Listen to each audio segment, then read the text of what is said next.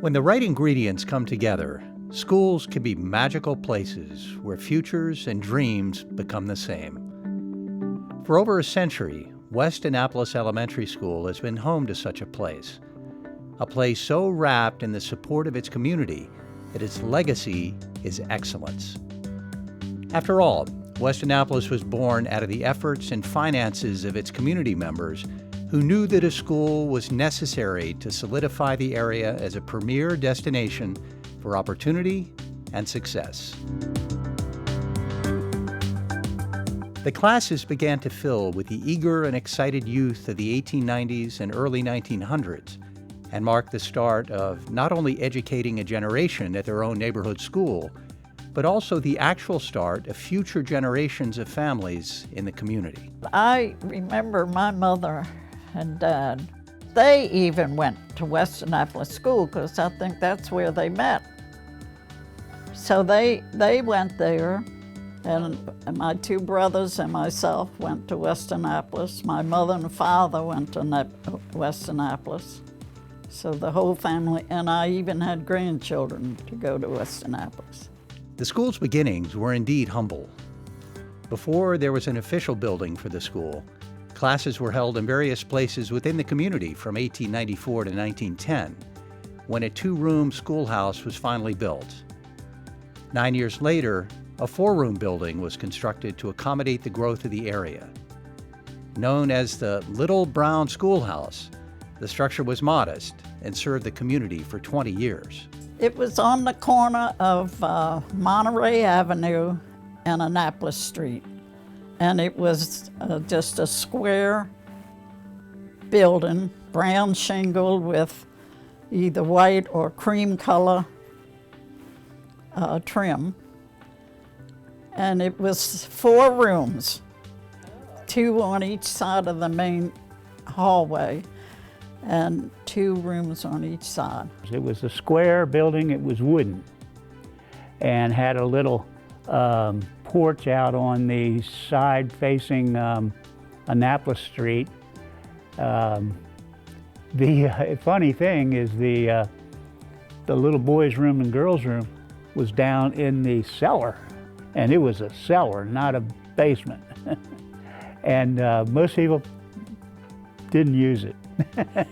Then there was a brick building, established in 1939 to again make room for the expanding population. But it did not replace its wooden predecessor. The original school was that old wooden frame building. I think so. And then they built the new brick building, moved everybody into that. Shortly after, with the start of World War II, the school's population was largely affected by its close proximity to the Naval Academy. People from the Naval Academy, from Perry Circle, which was more people who were in the postgraduate school of the Naval Academy, was here until 1952, before they moved to Monterey, California. So those kids were all there. And they would be like in your class for a year or two, and then they were gone. And there were all the children of all the professors. Yeah. Of the people that taught at the academy as well. Still, we're part of that group too. Such growth called for a modern addition to be constructed in 1956. The main part of the building was a brick building sitting up on the hill facing Melvin Avenue. And a second part was built that went down steps, and it was 2 layers on the bottom level.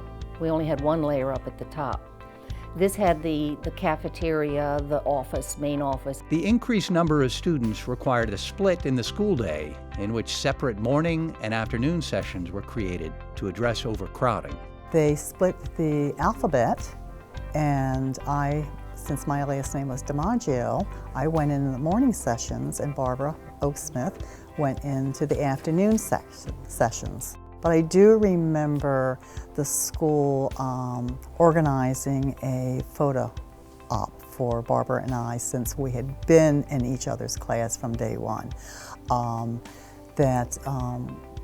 As I was leaving school that day and she was coming in, we crossed each other and they had us wave to each other. And I believe it was in the Capital newspaper at that time. The school's population also expanded in a different way, as 1956 also brought about integration. What started as 3 African American students entering the school has become a heritage of diversity in the West Annapolis school family.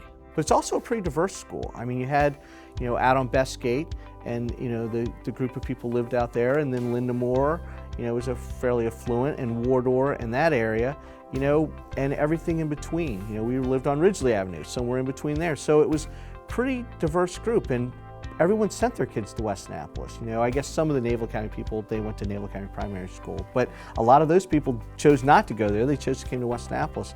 And so it was a pretty interesting school. In the early 70s, it was an interesting school. It became a very diverse community in the school, and it was one that the kids really gelled well with each other. Because the communities were so broken up or brought together just because of the school. All of the students were very close, and we were all friends, all of us. The 1956 iteration of the building did its best to hold up with slight adjustments made here and there. When I started there, it was the old part of the building. It wasn't new, it was old, it was like shingles. And they had a fireplace in the library. But it wasn't working at the time. They had, closed everything up. And after that, they had a firehouse, an old firehouse in the back of it. A lot of people don't remember that. And I think it was just 1 or 2 classes, and that I had to go clean that also. 1983 brought another renovation. The 1939 structure was raised, a new wing was added, and the 1956 wing received modern touches. I attended when the school did not have the secondary wing, but I went through the renovation for that. I want to say that was in the mid-'80s, and we actually went to Annapolis Middle School during the renovation. 31 years later, only the footprint from the 1983 renovation remained, as ground was broken to make way for the new school that we celebrate today. No matter the time period in the school's history, one thing is true. It's the families of the community and the school staff that make West Annapolis Elementary School a place where students love to learn. Parents supported the school, and they felt education was important, and the kids sensed that, and teachers. They're wonderful teachers. They wanted to come every day to come see their teacher. A countless number of wonderful teachers have been shining examples of their profession, who also cherished and valued their roles in the lives of their students. They were good people, and they treated the students as their own children. There's such an importance to the teachers that they give the students what they've got to give. The teachers are so invested in their kids' lives, and everyone's really close. And also the education was really good. I mean, my mom will say the same thing. Like, the teachers are really great at encouraging us to do our best. I can honestly say that all my teachers believed in me. I didn't come from a family with any money or anything like that, but they knew, I was told early that I was going to college, and I know I became a teacher because those were the educated people I knew, and West Annapolis had a lot to do with that. I think that it's the community and the teachers. As far as I can remember being a parent here and a student here, the level of involvement between the parents and teachers and the expectations that they have for holding their kids responsible, but teaching them and nurturing them, it's really like a family. The teachers and staffs are like the funnest things in the school. Like, they let you do activities, they let you do aftercare, like all these different kind of things. I think they treat us awesomely because all they want to do is help. They do the best lessons for us, and they help us learn the most that we can. Family is a word that also describes every member of the West Annapolis community. The teachers, because I've seen a lot of teachers, all the student, and the neighborhood was nice. And it was just like a family thing over at West Annapolis because everybody cared about each other. Established in 1917, the school's PTA has been waving a physical and proverbial flag to support the students and staff ever since. My first day at school, when I arrived, there was a big magnolia flower on my desk from the current PTA president, Mrs. Molly Smith. And she welcomed me warmly and said, "Do you have time? Let's go in my car and take a tour of the community." So that's exactly what we did, and I got to see all the different communities. And what I sensed was a great sense of pride in her school. It was the community school, and that never left. It's always been a very the community has always supported the school and had great pride in the school. Our PTA was a very active PTA. They did as much as they could for the entire school population, and kind of things they would do. First of all, they took care of fundraisers that paid for a lot of things that were bought for the kids. I remember when we put together a computer lab, and part of it was fundraising, part of it was who you knew in Washington to send computers up to the school, because in those days it was hard to get 30 computers, let alone find a space that would hold 30 computers. From testifying at Board of Education meetings, to petitioning local elected officials, to organizing activities and raising funds to support school initiatives, there have been no greater partners to the school than its parents. All the parents that I knew in West Annapolis knew the teachers, because like you were saying earlier, how many years those teachers had been committed to that school. So you had generations of members in the community and also generations that attended the school. I remember it was always just a very busy building, so we always had lots of parent volunteers, and just anyone was always willing to help a child, no matter what it was. If it was in the media center with reading, we always had extra volunteers there, or even on the playground, or wherever we were, there was always parents and folks around to help, even if they didn't work in the building. We are lucky that a lot of the parents are able to get involved and volunteer, and so they try to get to know all the kids. So you do have that sense of community just because we know each other. So I think that helps. It is a community school in that it's a neighborhood school, so we really are in a real neighborhood. So you do have that bonus that there have been people here who've been part of the school for many, many generations. We're here together, and I think that's what's unique about West Annapolis is just, I think it's the people. I think that's the defining factor. It's that motivation to want to be a community and making it a priority. The school also has another great connection, the United States Naval Academy. That connection extends far beyond serving military families. I learned a lot from the Naval Academy parents, because they've been all around the world, to say the least, and that they came with a lot of good ideas that enabled me to be even more effective. We were the feeder school for the Naval Academy, and what a phenomenal group to have supporting your school. We had Mr. Beal was the president of our PTA, and he was so deeply entrenched in our school being successful. But we were involved with the Naval Academy. I mean, we always, every year you did the walking tour of Annapolis. It seemed like every year, you walked down to the Harbor Queen. We did our field day, whatever they called it back then, but our field day over at Hospital Point every year. So we all trudged over there. I mean, there was no bus, for any of that stuff. You walked, every year. You know what I mean? And I guess they, loaded up the somebody's car with the hot dogs and the hamburgers and all that. But we did do a lot of stuff with the Naval Academy. It seemed like it was called Mids and Kids, and that was a resource for us. And we had several parents go down to the Naval Academy and pick up midshipmen and bring them up to the school. They were great role models for the kids, and that was very valuable. The culture of educating young people in American society has surely changed over the years. Needless to say, there are many differences that can be noted when a school's history spans across 2 centuries. Take discipline, for instance. They'd send you in the cloakroom. You'd have to stay in the cloakroom for a certain length of time. If a teacher got mad at me, I wouldn't worry about the teacher coming after me. I'd worry about my father coming after me.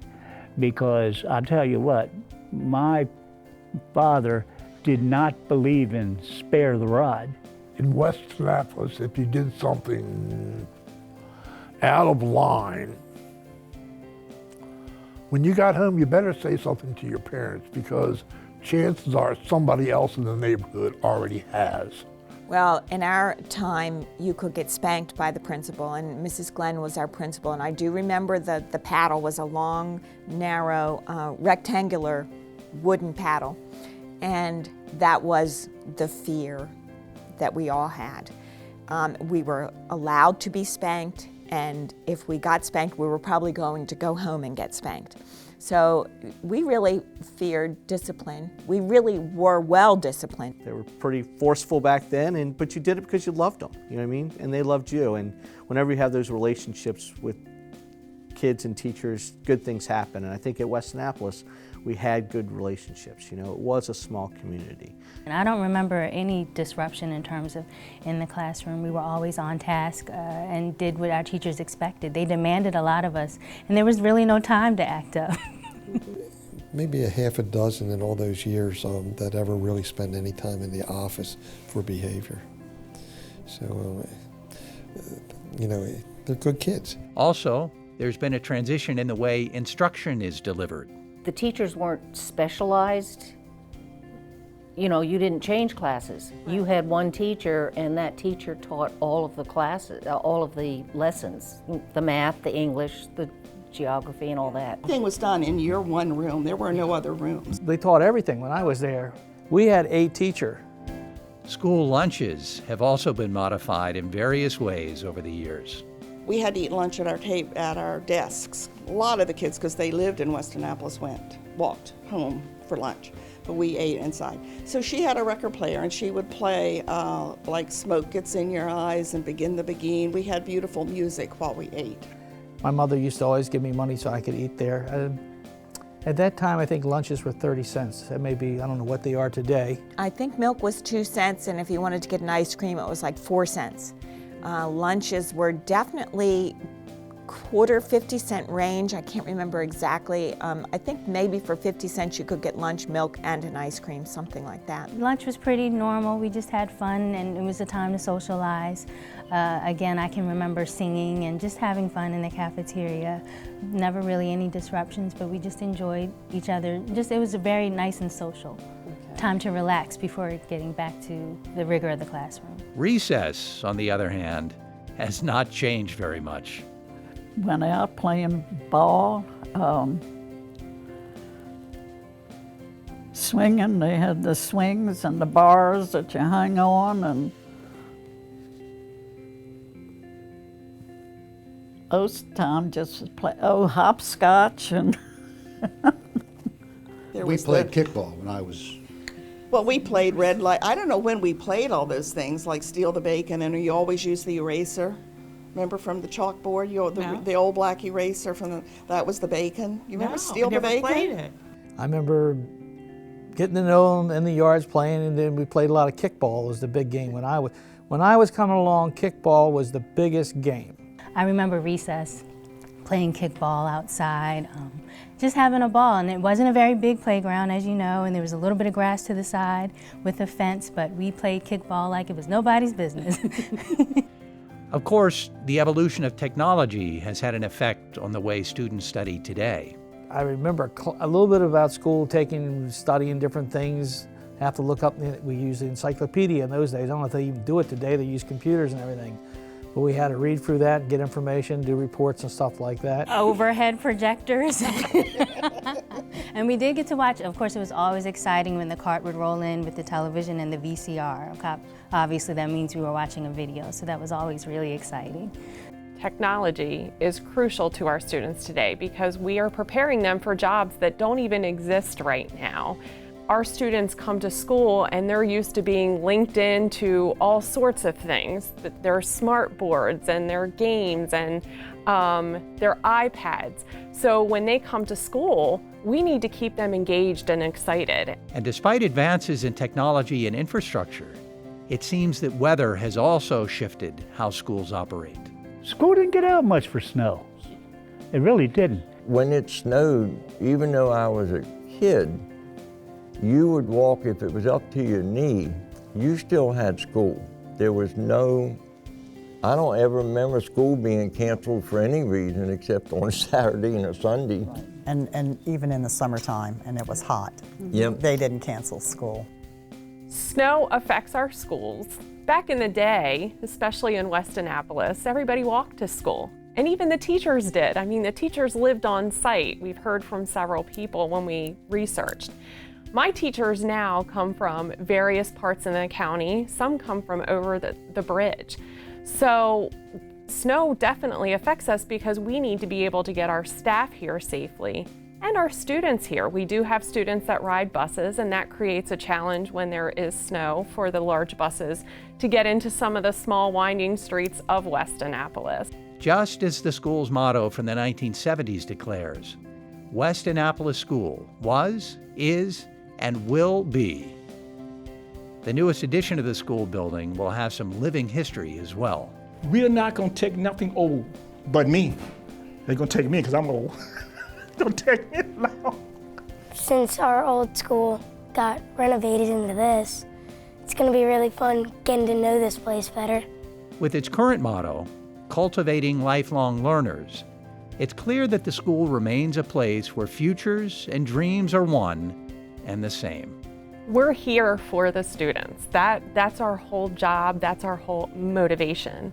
And when my staff sat down to create that vision a few years ago, we really thought about what did we want to convey about West Annapolis that was different from all the other schools in the county. With such a storied past, whatever lies ahead is sure to be magic.